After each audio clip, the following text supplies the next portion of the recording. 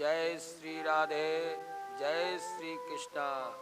सुनते हैं ये देहाती कहानी बहुत ही सुंदर है बहनों भाइयों। एक समय क्या हुआ, एक गांव में दो भाई भाई रहते थे।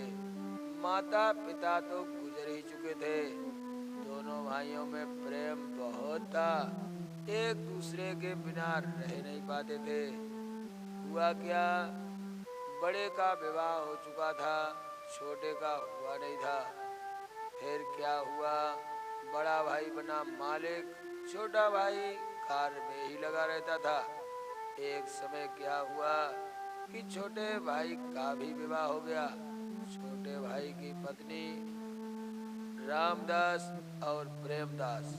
रामदास बड़ा था, छोटा वाला था प्रेमदास। तो प्रेमदास की पत्नी पढ़ी लिखी होशियार थी। दोनों भाई आराम से रहने लगे। दाम्पत्य जीवन भाव भक्ति के साथ व्यतीत करते थे। लेकिन छोटा भाई निरंतर कार्य में लगा रहता था और बड़ा भाई इधर उधर भ्रमण भी किया करता था। शाम को कहीं घर आता था, फिर वो पूछता था क्या क्या काम हो गया, क्या क्या बाकी है। यही कार्यक्रम कई वर्षों तक चलता रहा। एक समय प्रेमदास की पत्नी कहने लगी, स्वामी तुम दिन भर काम में लगे रहते हो और बड़े भाई तो घूमने में लगे रहते हैं। काम करते करते तुम्हारा क्या हाल हो गया है। छोटा कहने लगा, चलो कोई बात नहीं है। लेकिन पत्नी कहने लगी, आगे अपने बच्चे भी बड़े हो रहे हैं, इनका खाना खर्चा तो पूरा मिलता नहीं है। बड़े के बच्चे अच्छे स्कूलों में पढ़ रहे हैं, हमारे बच्चे सरकारी स्कूलों में पढ़ रहे हैं। हमारे बच्चों के लिए इतना फीस नहीं मिल पा रहा है। इसलिए ऐसा करते हैं कि हम लोग अलग होकर के मेहनत करेंगे। इतना जब कहा तो छोटे वाले के बात समझ में आ गई। एक समय क्या हुआ, छोटा वाला कहने लगा बड़े भाई से, भैया तुम तो घूमते रहते हो, मुझसे दिन भर काम नहीं होगा, अब मैं दिन भर काम नहीं कर सकता। बड़ा कहने लगा, क्यों?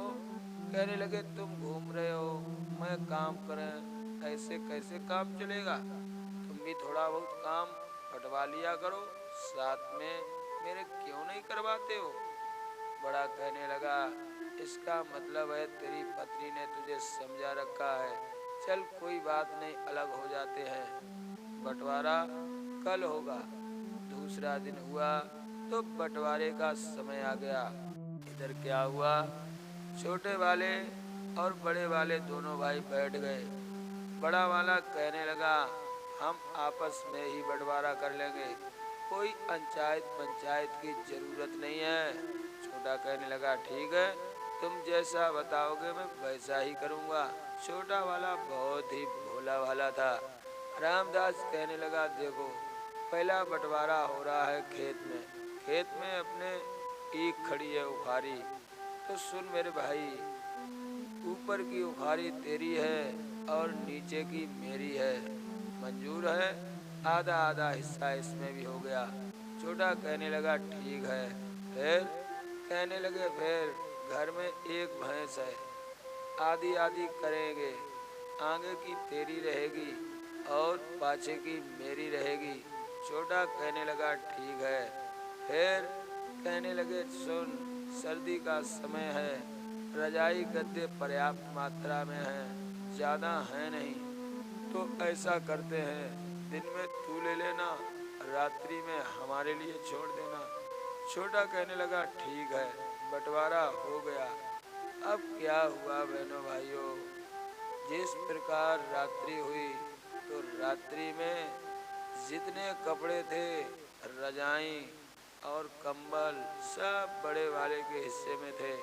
वो तो आराम से अपनी पत्नी के साथ लेटे और ये बेचारा सर्दी में ठिठुरे पत्नी के साथ। जब आया दूध का समय, चाय बना लें, लेकिन चाय कहाँ से मिले, क्योंकि पीछे की भैंस तो बड़े की है, अरे आगे की छोटे की। तो दिन भर खवाए वो और दूध वो ले जाए। अब तो बड़ी चिंता हुई। पत्नी कहने लगी प्रेमदास से, आपने बंटवारा कैसा किया है? तब उसने सारी बात बताई। छोटी वाली पत्नी बहुत होशियार थी। उसने क्या किया, कहने लगी ऐसे काम नहीं चलेगा, तुम महामूर्ख हो। अरे उखारी का बंटवारा किया तुमने तो नीचे ही तो रस होता है, पत्तों में क्या रखा है, उनमें तो कुछ मिलेगा नहीं। भैंस का बंटवारा तुमने किया तो उसमें क्या रखा खवाएंगे हम, दूध बोले जाएगा, इससे हमें कोई फायदा मिलने वाला नहीं, खवाते खवाते मर जाएंगे। और फिर बंटवारा हुआ है रजाई कंबल का। अरे दिन में तो सर्दी पड़ती नहीं है, दिन में हम सोएंगे कि काम करेंगे? सोना तो रात्रि में ही होता है। तुमने ये क्या बंटवारा किया? छोटा वाला कहने लगा अब जो होना था वो तो हो ही गया, अब बताओ हम क्या कर सकते हैं। पत्नी कहने लगी चिंता न करो, अब हम बताएं वो करो। बोले क्या? कहने लगे सुनो, खेत में जाना और ऊपर ऊपर की ईख को काटना। छोटा बड़ा वाला जब मना करे तो कह देना मैं अपनी काट रहा हूँ, तुम्हारी नहीं काट रहा हूँ। फिर कहने लगे भैंस जब वो दूध धोने के लिए आए तभी तुम भैंस के मुंह में डंडा मारना चालू कर देना। अगर वो पूछें क्या कर रहे हो तो कहना मैं अपनी बारी मार रहा हूँ, अपने हिस्से में कुछ भी करूँ, मारूं या खिलाऊं, ये तो मेरा काम है। बोले और? कहने लगे रजाई गद्दे का जब समय आए तब सुबह को अपना हिस्सा है तो रजाई कंबल भिगो कर रख दो, क्योंकि हमें तुम्हें तो ओढ़ना ही नहीं है।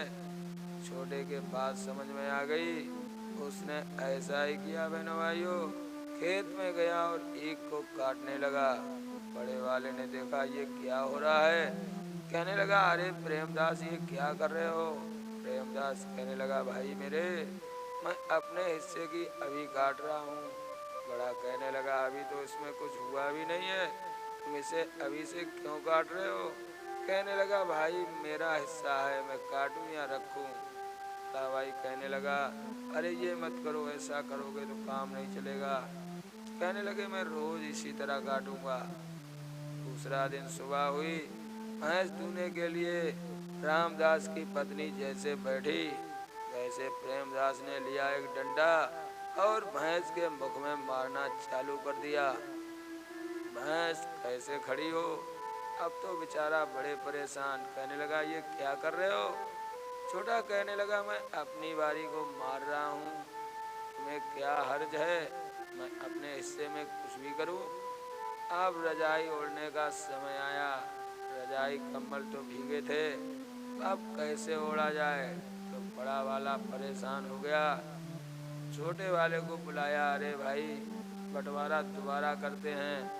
बोले हाँ भाई तुम्हारी इच्छा हो वैसा करो, मुझे तो सब मंजूर है। तब बड़े वाले ने कहा आधी तुम्हारी उखारी आधी हमारी। भैंस एक दिन तुम दुओ खाओ चारा डालो, एक दिन हम दुएं खाएं चारा डालें। रजाई गद्दे आधे आधे, एक रजाई तुम एक कम्बल हम।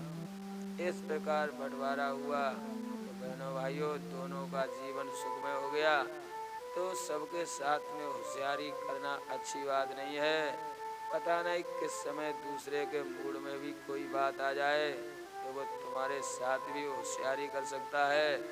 तो इसलिए साधारण जीवन व्यतीत करना ही भगवत भक्ति है और साधारण जीवन व्यतीत करने वाले के भगवान हमेशा सहायक होते हैं। तो बहनों भाइयों ये सुंदर कहानी लगी हो तो हमारे गुरु ज्ञान दर्पण चैनल को लाइक और सब्सक्राइब अवश्य करें। जय श्री राधे, जय श्री सीताराम।